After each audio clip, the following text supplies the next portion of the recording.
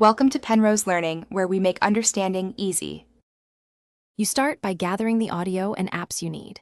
Connect your iPhone to a Mac or use iCloud Drive to move the trimmed MP3/AAC file. This matters because GarageBand imports local files faster and preserves quality. Once done, open GarageBand and create a new audio project. Make sure iCloud Drive is enabled so GarageBand can access the file.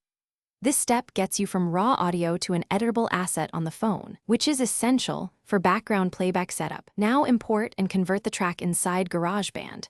You tap the Loop browser, choose Files, and import the MP3 you added. Drag it onto the timeline and align it to start. Make adjustments, lower levels, enable crossfade, and set project tempo so the loop sounds natural. Once satisfied, export via Share Ringtone or Song. Exporting as a song gives you an audio file you can place in the music app for background playback. Ringtone export restricts length, so choose based on use. Finalize by making the exported audio available for background play.